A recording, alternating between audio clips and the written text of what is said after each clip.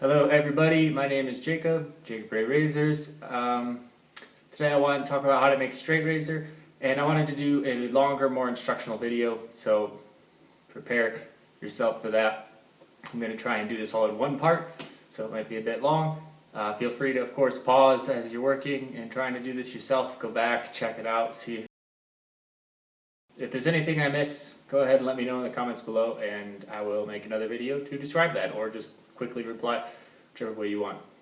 Before we get started, there's a lot of people out there using different metals and different types of material. I want to just say that the most important thing when it comes to a straight razor, this is not knife related, this is straight razor related, is the thickness of the metal, due to the fact that you use these things when you sharpen them. The width of the blade has to be proportionate to the thickness of the metal. A good starting point is almost always a 1/4 inch steel. That allows you to go all the way up to 8/8 or 1 inch. I do not know why we call it 8/8. That is a 1, but that's what we do. And you can use it down to 6/8 and just grind it a little bit more, however you want to do. So whatever metal you're using, whether it's Damascus, 01, 1080, doesn't really matter as long as it's good blade steel.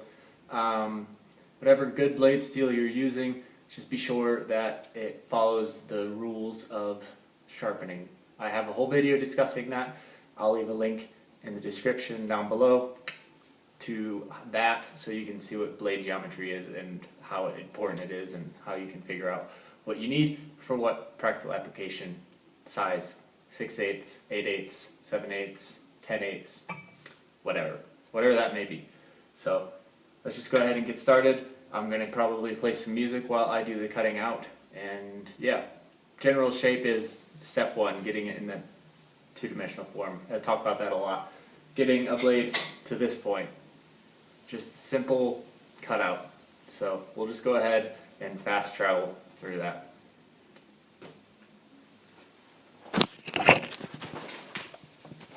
Wow, I can't do it.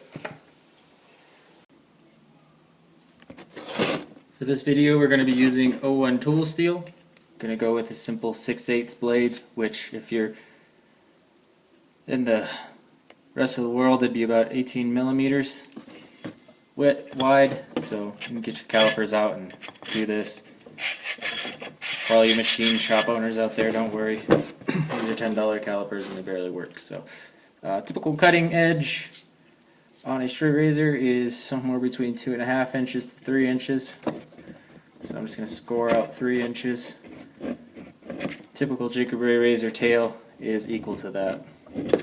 So it comes out to be 18 millimeters from spine to cutting edge, and from top to bottom it'll be like 155, something like that. It's kind of hard to tell you when the thing doesn't go that far. So 6 inches ish. So 150-ish would be fine too. So 18, 150. You can do this however you want, obviously, although it does pay off to stay in this 18-inch rectangle. Like, you don't want to have having the tail go above your spine is a royal pain in the butt. So I do not recommend that. For the purpose of this video, we're going to be trying to be doing it as simple as possible, so we're going to keep everything along that spine line. Let's cut this out.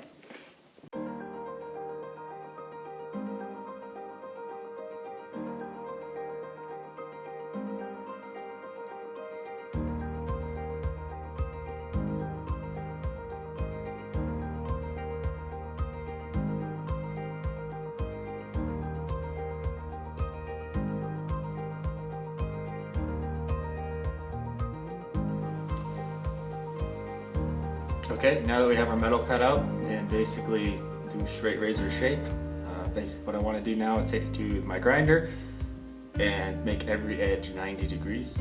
I would say that you don't need a fancy grinder for this, but you do need some sort of belt grinder to make a straight razor. I started with a very cheap one from Harbor Freight. The 4x6s are not as easy, or the big 4x whatever's not as easy to work with as the 1x31. 32 or something like that, so definitely easier to work with the cheaper one, which is weird, I know, but anyways, I have here a Fear 454. It's a really good grinder. I've had it for years now and have not had a single issue with it. Anyways, I'm gonna make all the edges around here 90 and to the drill press. So back to the time lapse for that. Also, before, I want to make sure to tell you, I don't think I need to say this, but I'm going to. Metal gets hot. Please don't be an idiot and let it overheat and then grab onto it and burn yourself. Keep it cool, get a bucket of water, just dip it every now and again.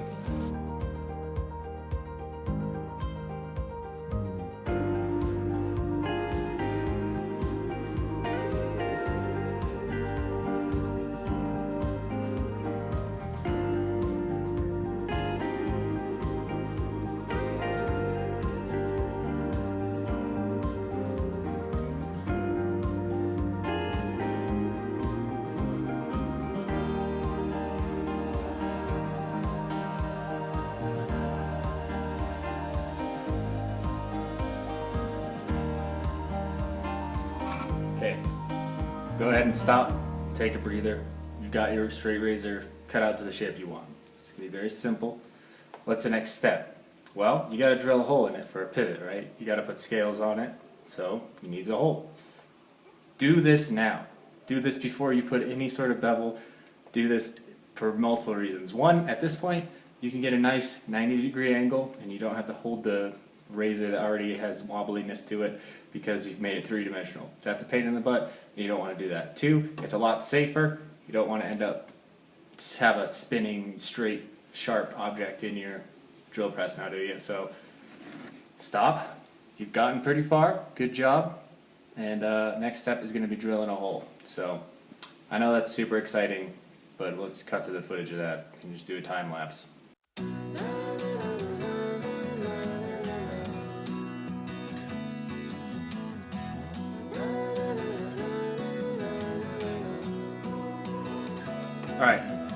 Alrighty, good job. You now have a hole. Congratulations.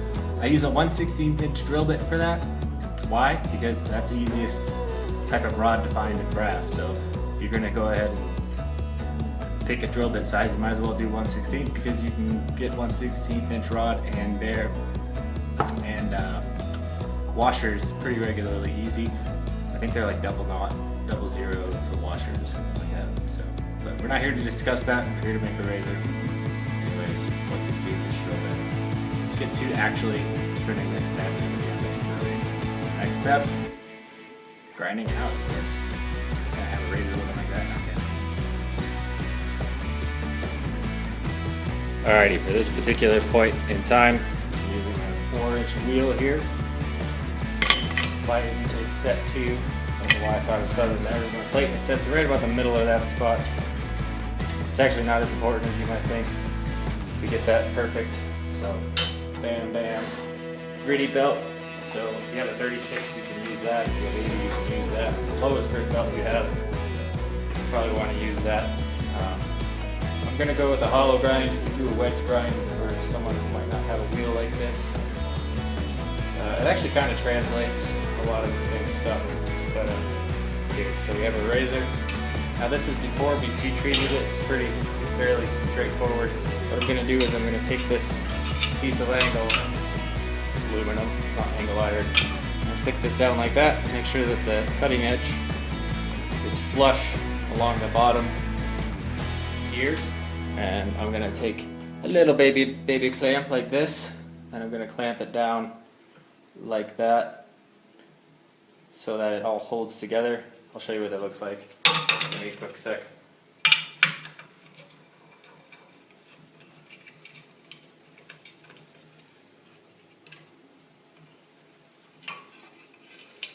This is a quick way to do your pre-heat treat grinds. After the heat treat, I do it all by hand, but this is a very quick way to do pre-heat treat. Okay?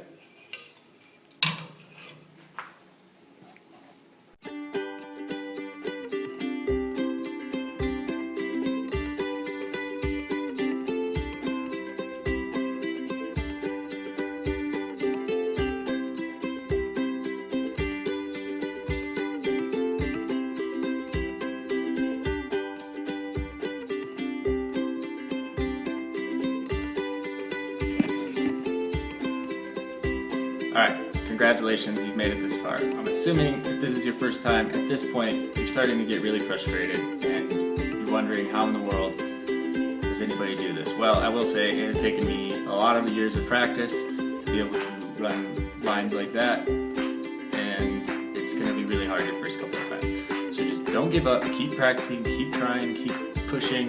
But right now we're ready for heat treat. Before I go too far, I want to make sure that you have done this, or maybe have not, and if you have, I'm sorry. You want to leave about 1 millimeter thickness on the blade. The reason you do this is so that when you quench it in oil, that it doesn't warp. So leave 1 millimeter thickness or so at the bottom, at the thinnest point, and all that.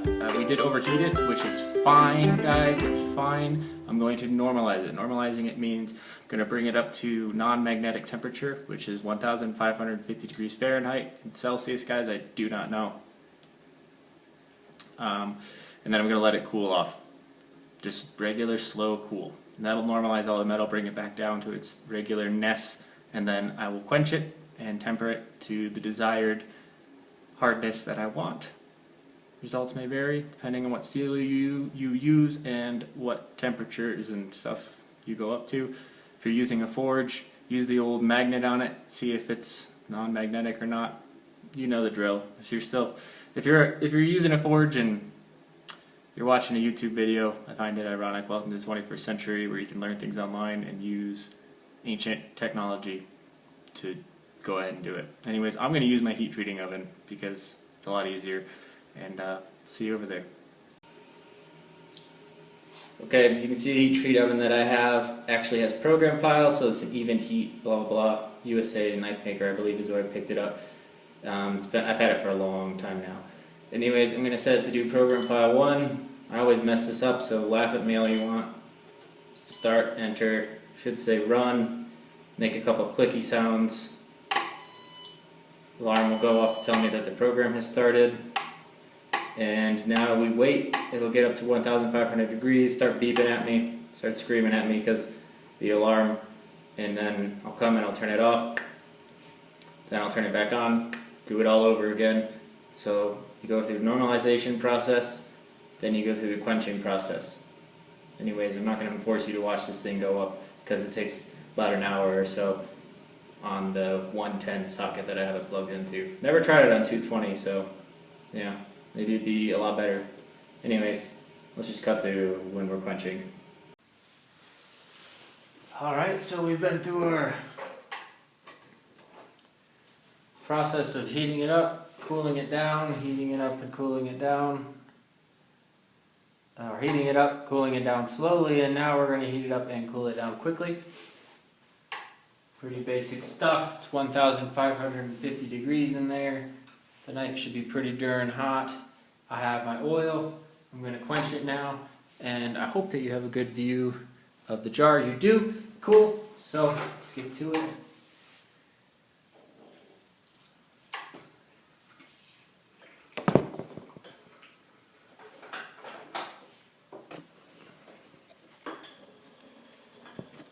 Well, you did have a good view of the jar.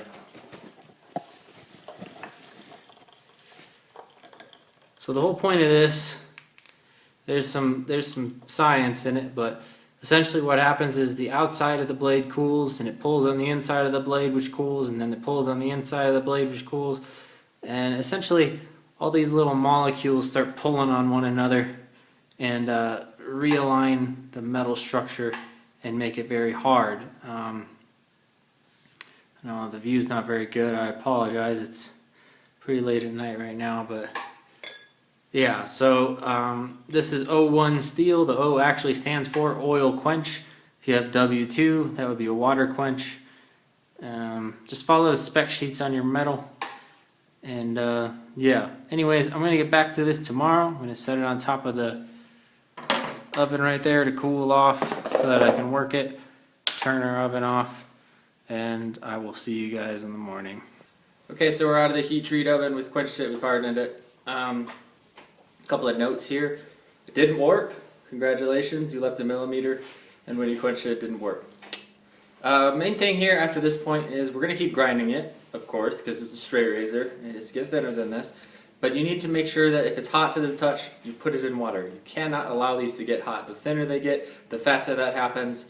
You need to be very sure that every pass you make on the grinder goes into water, back and forth, back and forth. I'll give you some tips and tricks along the way to show you how to make sure that your grind isn't wobbly. And if you've ever sharpened a razor, you know what I mean. Sometimes they get wobbly and that's bad. You don't want that. So I'll give you some tips and tricks that help make that pretty much impossible to happen. But let's just get right into the grinding.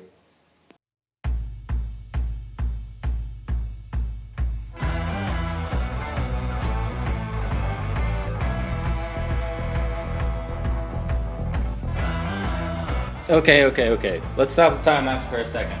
While you're doing this, you can notice that, yeah, it looks cleaner and it's prettier and stuff. And what am I doing exactly? Well, I'm thinning this out to make it a razor, of course. But while you're doing this, the number one thing you need to focus on actually isn't getting it thinner, it's making it sharpenable. So that when you do get it thinner, you can have a really nice clean bevel. Because everyone likes to say, oh, that bevel is so good, or oh, that bevel is so bad. So let's try and be on one end of that spectrum. So one really simple thing you can do is you have a flat plate right here, or if you don't, you have some sort of flat material. You'll have a piece of steel or a piece of glass around, or even a sharpening stone that you know to be nice and flat. And you can lay the razor down on it like this. See, I'm actually like attempting to sharpen the blade right here. And then what you want to do is tap it. So hold it down, give it a couple of taps on either end, and you can hear it. See, it's moving, and we don't want that. That's that wobbliness I was talking about.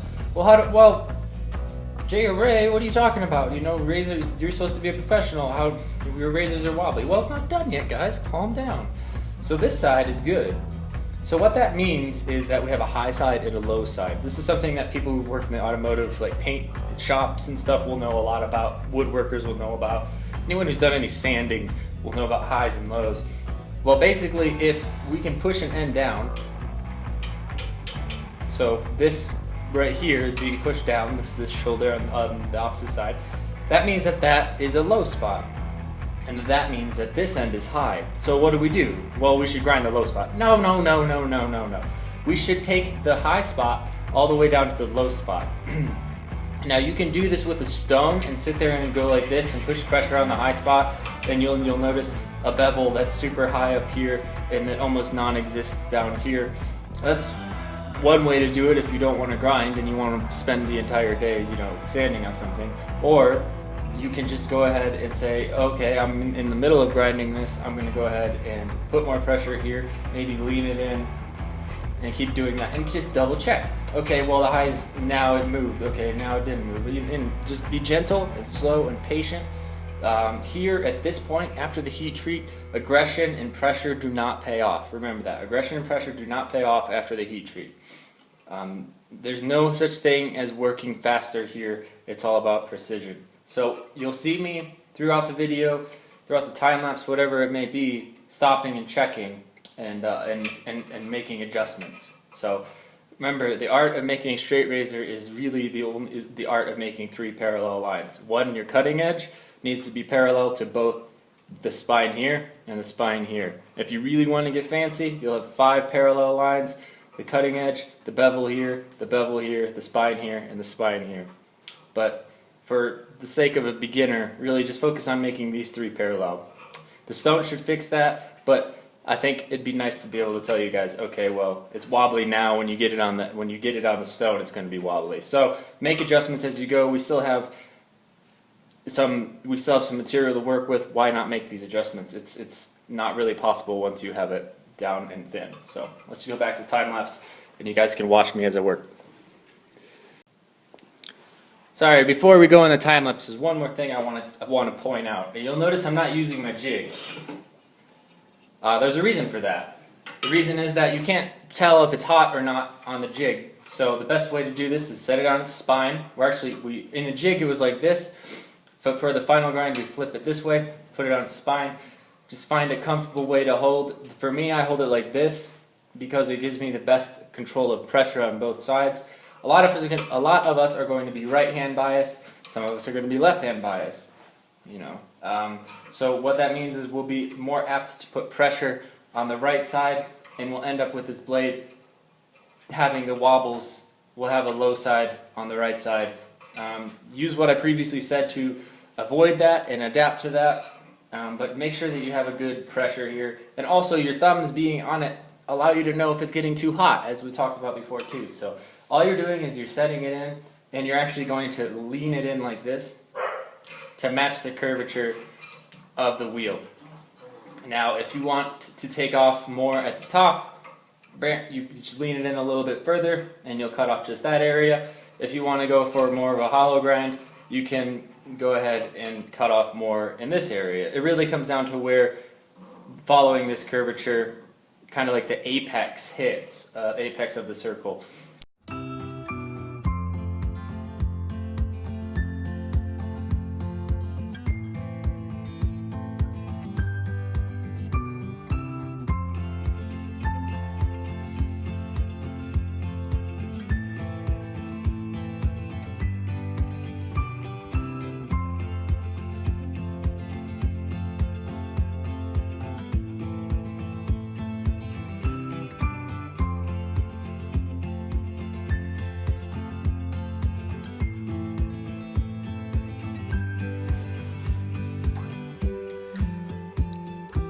Okay, so at this point, we've taken our time, we've gotten it nice and thin. I wouldn't say it's ready for sharpening, but we can go upstairs and get on the stones and put a bevel on it if we wanted to.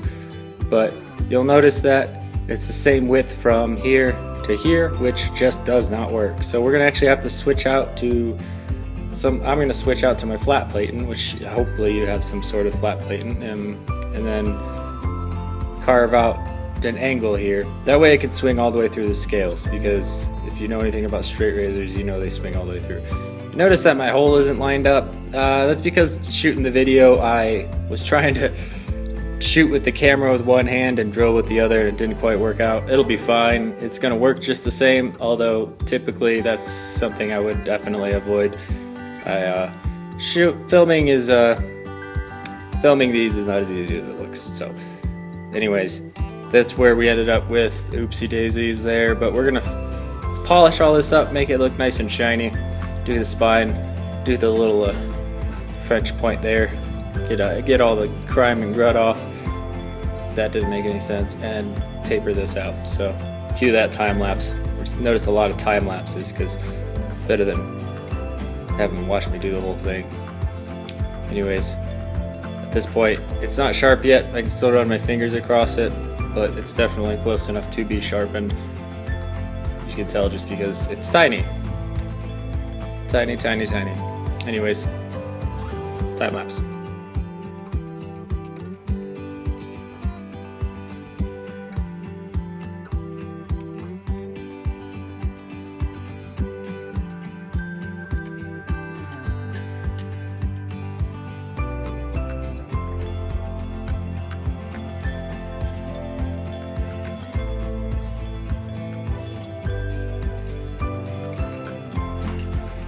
Okay, so here we have our razor, and for the sake of this video, I already have this curly maple chopped out into nice scale shapes.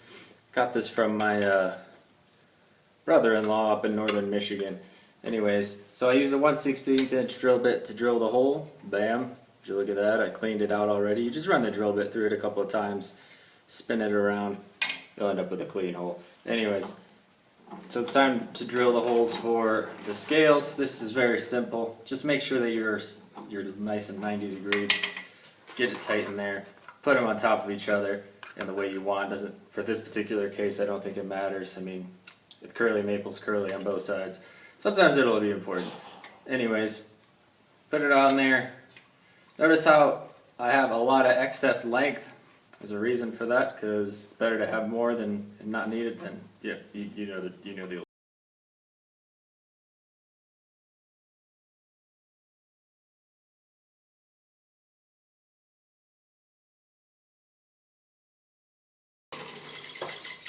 Now I'm going to take a second drill bit of the same size, again 1/16 inch, and I'm going to run it like this, like put it into the actual blade, blow that off, and put it straight through. This will keep them aligned. Come on, go through, you know you want to. There you go.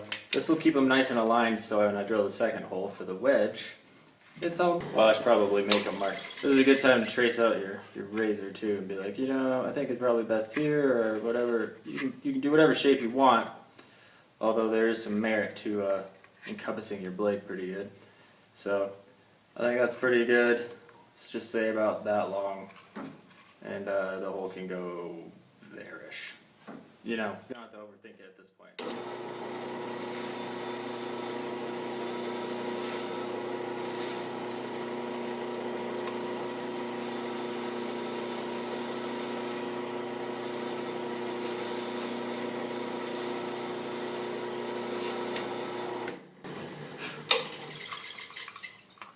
Ugh, come on, let go. I want my wood back, please.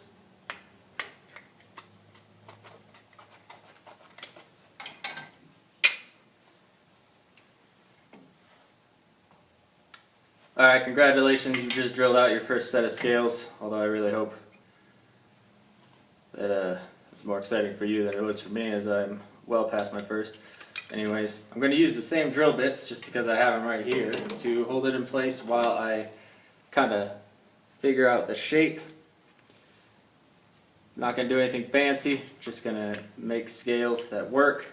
So we know we want it to be about this long, and here's where the pivot point is, so no point in making the pivot point all excess there, so we'll do that. And then pretty simply, we can probably take these out for now.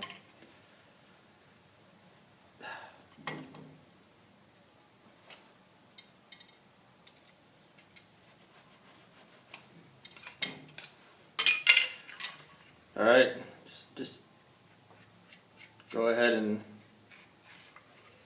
do the shape you want. You can do cafe style, you can do whatever you want. Let your creativity flow.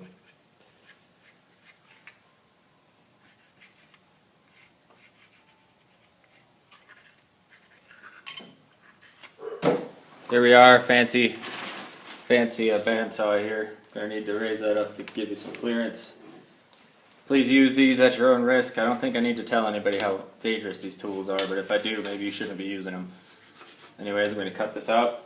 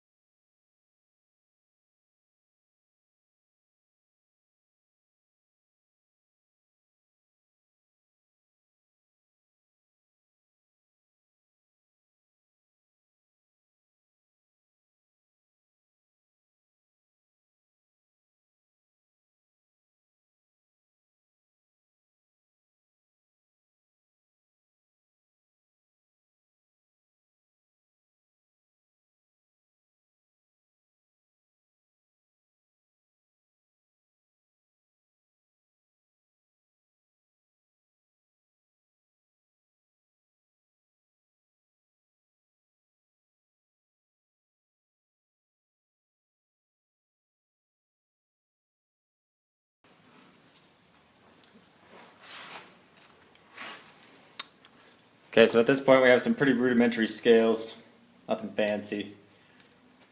Just kind of go along with the theme of the build, keep it simple. Bam.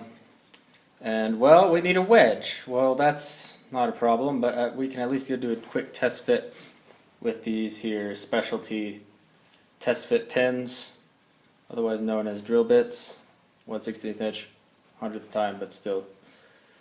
This is helpful because we can see where, usually right here you'll see the back end of it pop out. So we can see how thick or thin we want to make it. We can say, okay, we want it thin so the razor sticks up like that. If we want it thicker, we can have the razor sit in a little further. That's entirely up to you. It doesn't really make a difference as far as the performance of the blade. But once you do that and you get the set height you want, you just say, okay, well that's the wedge I need. Pretty basic, right? So the wedge is important because it makes it so that the The wedge is important because it makes it so that the blade can swing all the way through and you can hold it properly, like this, not like this. I'm sure there's a point in time when you need to hold your blade like this, but this is not how straight razors are usually used. They're usually used like so. So that being said, between the wedge being added in, the taper of the tail, we should be able to very nicely have a good swing through. Hold our razor, use it, swing it back through after we've cleaned, dried it off, and set it down. Anyways, let's just get to making a wedge.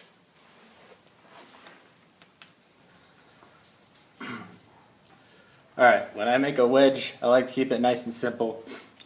Before I start wedging out the material, I'm actually going to just drill the hole. Pretty simple, straightforward stuff. That way you know the hole is 90 degrees and then all is well as far as how the wedge actually warps your material.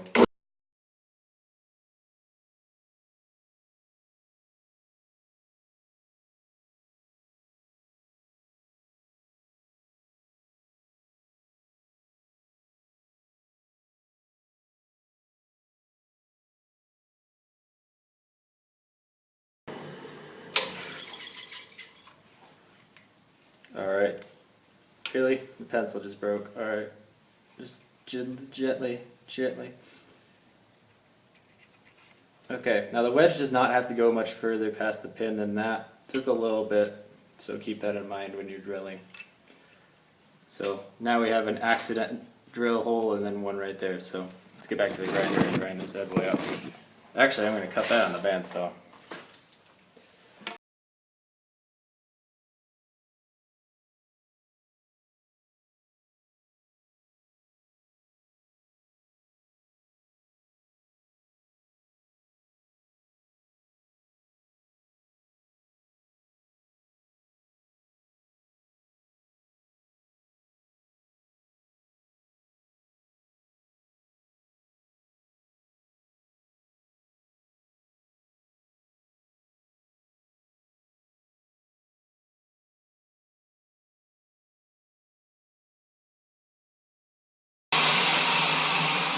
At this point we're back on pretty low grit. Remember, the final goal is to make a V like this, not like this, not parallel, but a V. So the part that goes forward closer towards the pivot point should be wider than the end of the wedge. Pretty simple, but it's easy to mess up.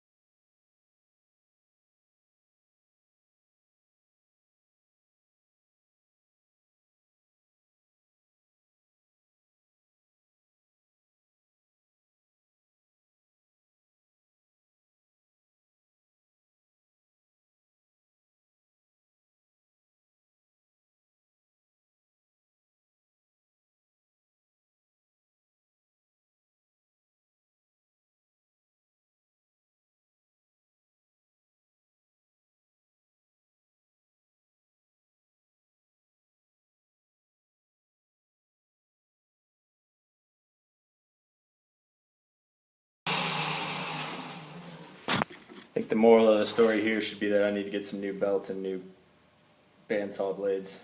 A little bit of both wouldn't hurt. Anyways, I'm going to clear out this hole just with the 1/16 inch drill bit. You notice how often I use these. I'm going to clean up the edges real quick, not pushing any pressure, just cleaning the edges.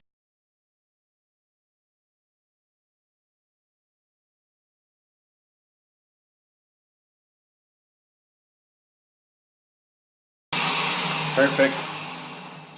Okay, perfect. Now we're going to test it one more time. It should be oversized, that way I can go ahead and sand it. Oh yeah, look how much bigger that is. Don't freak out, it's fine.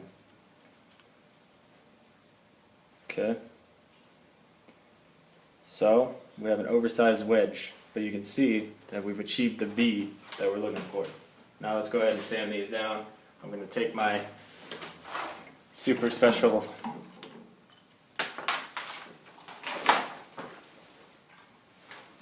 Now let's go ahead and sand this wedge down to fit. I'm going to use my super special T-tool known as my awesome test fit pin to hold this all in the place it needs to be, as well as applying pressure with my hands. And I'm just going to sand this to match the scales.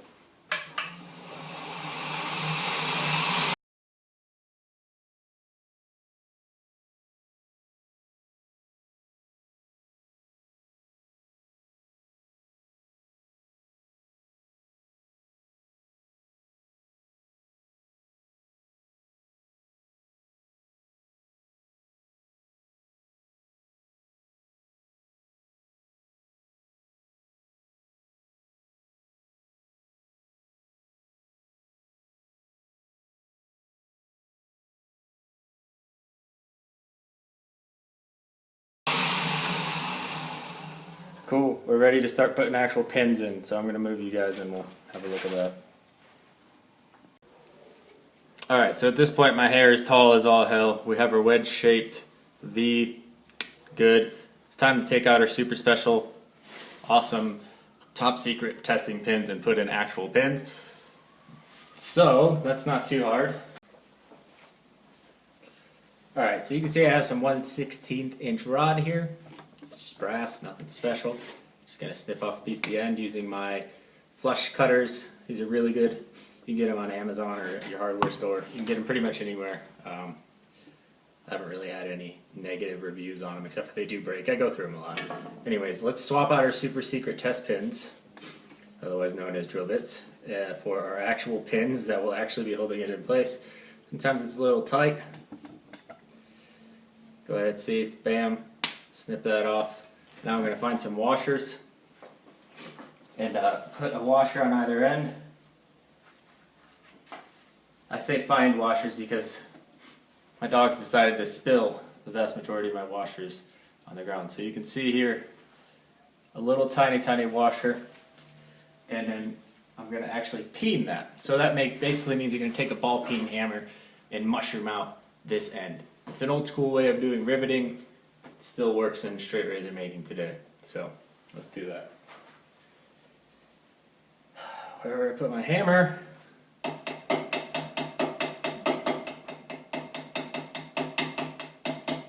don't need to go too far with this one, just far enough so that when you grab it with your tweezers, or not tweezers, whatever these things are called, and pull it, that doesn't pull all the way out. Now, a trick that I've learned is cut at an angle like that. Your next washer should slide on a lot easier. Next washer, just slide it on there. Don't force it on. Alright, now this is relatively important, so I'm going to try and get close up. You want to cut the rest of this off. See, right now I'm flush, but not all the way off, because this is going to basically be your tensioner. So I don't know if you can see that, just a little bit. See? So it almost looks flush, but it's not quite. Yeah, that's kind of the point. Anyways, you're going to go ahead and peen this side too.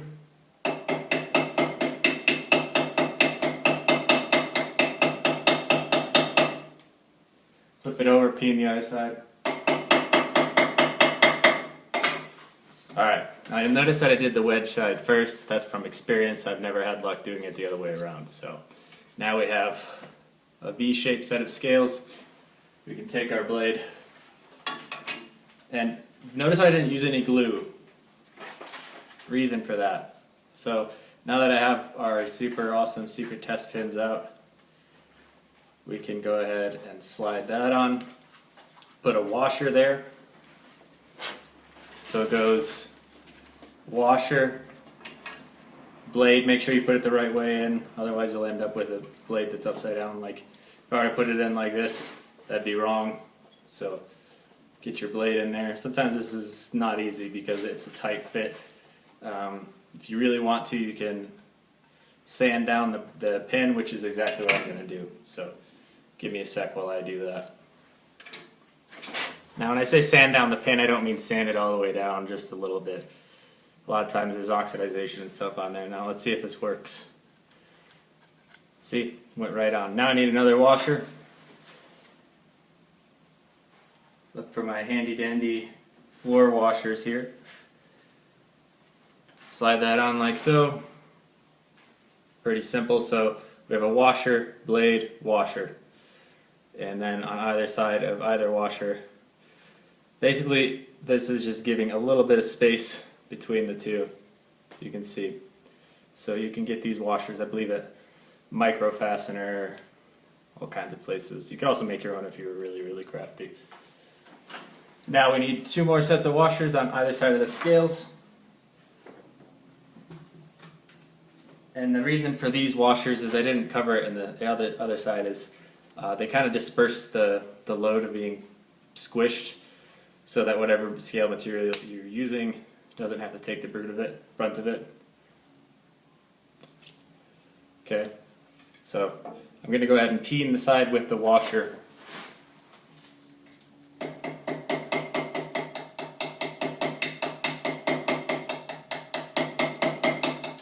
Very important when you're peening not to hit it too hard, otherwise you'll end up bending the pin, which is not good at all, both on the wedge side and the blade side. Okay, it's very important not to peen too hard, otherwise you'll end up bending the pin on the inside and you won't notice it and you'll wonder why your blade isn't lining up, and generally you have a bad time. So now we have a washer on both sides. I need to pin the other side, peen the other side of the pin.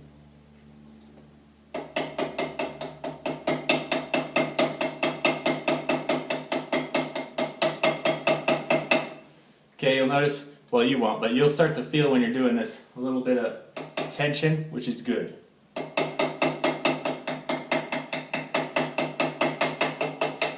So you flip it around and go until this happens. What? You mean you don't want it to slide all the way through? No, you don't. Actually, this is how you do it. Alright, at this point, I'm going to go upstairs. I'm going to start sanding on this. I'll show you a little bit of it, but I'm not going to make you sit through the whole thing. Anyways, that's pretty much it. We'll get it sharpened. And this is a very simple straight razor how-to. I hope that you enjoyed it.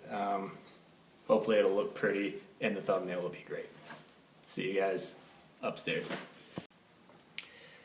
Okay, just came back from the land of the sharpening stones. Ran it over the DMT stone for a while without tape, and I noticed that the bevel was quite large.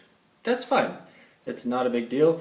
That's why we have the grinder. Come back down 400 grit or so, and we'll go ahead and just keep going with the grind. And that's actually kind of like a guide of what you can and can't do. So you know where the high spots and low spots are now. Kind of a blessing, really. So this is when we make our bevel look really fancy and nice and small. Let's get to it.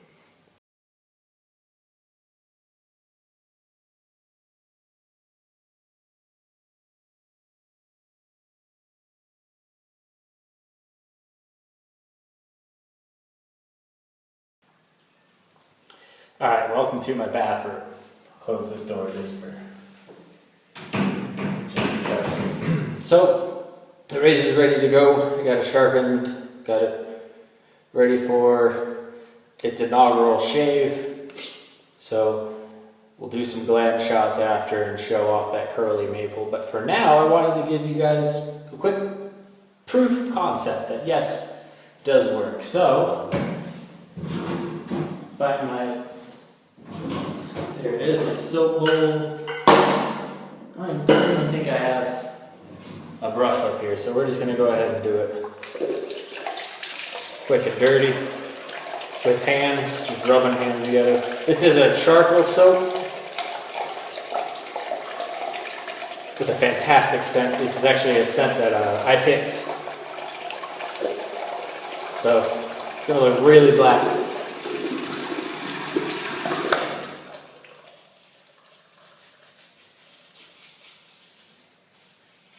The charcoal makes the soap really black. It's really, I guess, good for your skin, so I've been told.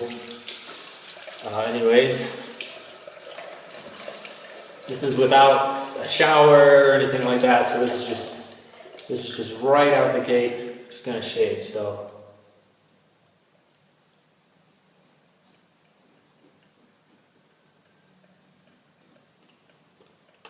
far so good.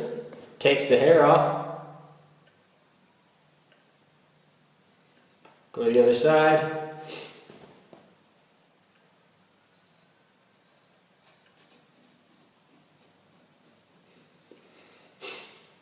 shaves like you expect it to.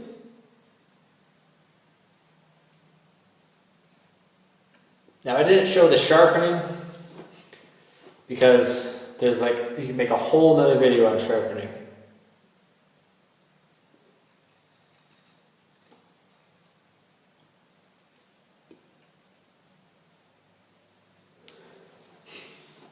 Nice thing about the black soap is you can see what you have and haven't done.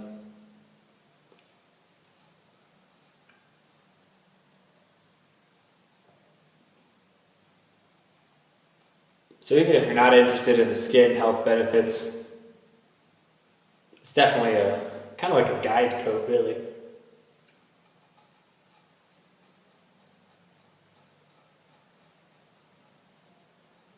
For me, the mustache is the ultimate test.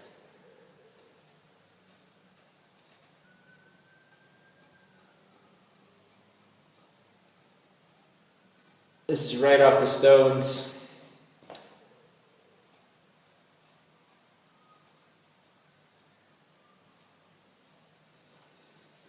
Okay. Almost done.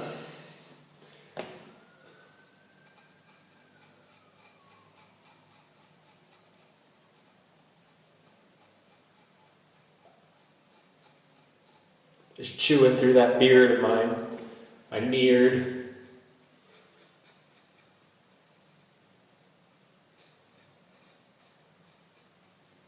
Without any major issues.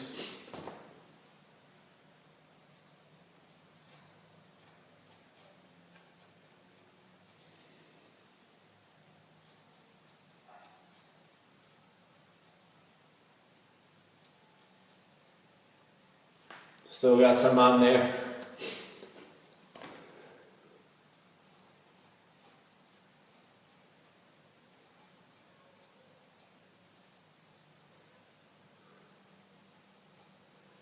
So with the straight razor, you want to keep it clean at all times.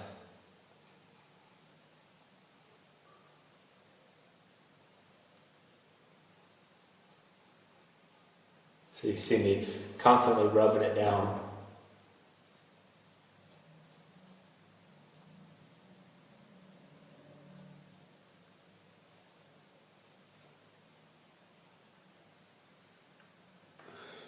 Alright, let's wash my face off so I don't look like I have charcoal all over it.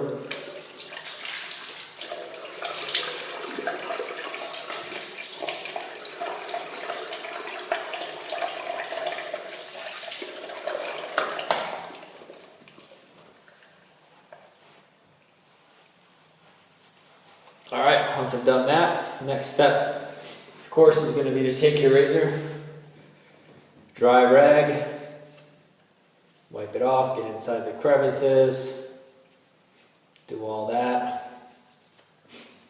If you have aftershave, now's the time to use it. And here she is. Let's cut to the glam shots.